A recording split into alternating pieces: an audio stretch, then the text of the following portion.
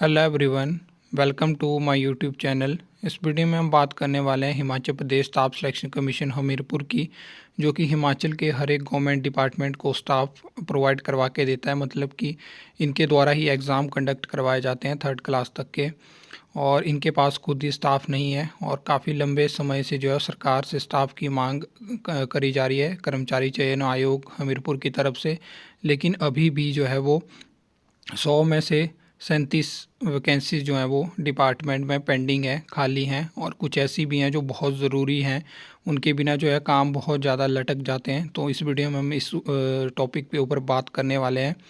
यहाँ पे आप न्यूज़ देख सकते हो, दूसरों को स्टाफ उपलब्ध करवाने वाले चयन आयोग में 3 दर्जन पद खाली, ठीक है। और ये कौन कौन सी वैकेंसीज़ हैं? एक तो निजी सचिव की, अधीक्षक ग्रेड 2, निजी सहायक, वरिष्ठ सहायक, और लिपिक का एक वैकेंसी, जूनियर स्केल स्टेनोग्राफर की भी एक है, और JOIT 11 वैकेंसी हैं, चपड़ासी की 2 और चौकीदार की 1। और इसके अलावा चेयरमैन की भी एक वैकेंसी है, और जो सदस्य रहते हैं उसमें 2 वैकेंसीज खाली हैं। तो टोटल 37 ये वैकेंसी हैं।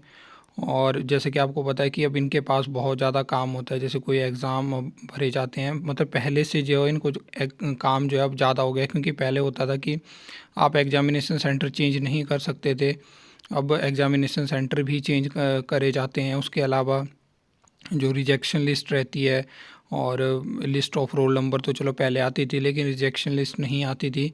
जैसे किसी ने अगर विदाउट, मतलब पहले ऐसा होता था कि क्वालिफ़िकेशन आपने गलत भी डाल दिया और आपने किसी पोस्ट कोड के लिए अप्लाई कर दिया, तो आपका रिटर्न जो स्क्रीनिंग टेस्ट है वो हो जाता था। उसके बाद आपको इवैल्यूएशन या इंटरव्यू जब होते तब बाहर कर दिया जाता। लेकिन अगर आपने अब जो है वो पहले ही फॉर्म में गलत अप्लाई कर दिया है गलत क्वालिफ़िकेशन से, तो आपको पहले ही रिजेक्ट कर दिया जाता है।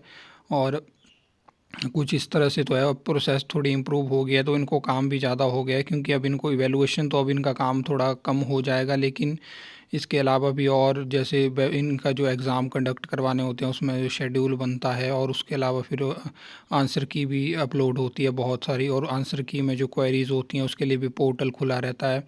तो काम काफ़ी है, और यहाँ पे स्टाफ की डिमांड मतलब नॉर्मली है कि बाकी और डिपार्टमेंट में आप थोड़ा एडजस्ट कर सकते हो, लेकिन इसमें ऐसा है कि इस डिपार्टमेंट में बहुत ज़रूरत है स्टाफ की। बिना स्टाफ के यहाँ पे काम नहीं होगा। तभी ऐसा होता है कि रिज़ल्ट नहीं आ पाते हैं टाइम से, क्योंकि उसमें टाइम लग जाता है।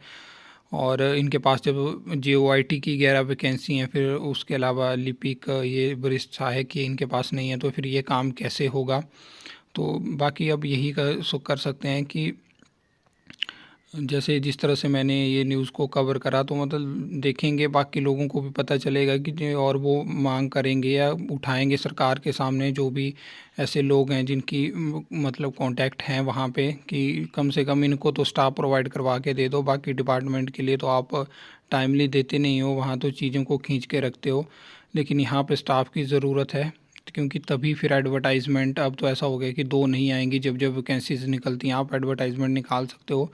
तो उस तरह से फिर प्रोसेस मतलब शॉर्ट हो जाएगी, और बाकी वैल्यूएशन ख़त्म होने से जो तो है अब प्रोसेस और शॉर्ट हो जाएगी। लेकिन चीज़ें फिर टाइम से हो जाएंगी, रिज़ल्ट टाइम से आ जाएंगे, ज्वाइनिंग टाइम से हो जाएगी। ऐसे बहुत लंबा टाइम लगता है आपका एग्ज़ाम क्लियर होने के बाद भी। तो आई होप आपको ये वीडियो अच्छी लगी होगी, इन्फॉर्मेटिव लगी हो, तो वीडियो को लाइक कमेंट शेयर कर सकते हो, चैनल को सब्सक्राइब कर सकते हो फॉर द न्यू अपडेट्स के लिए।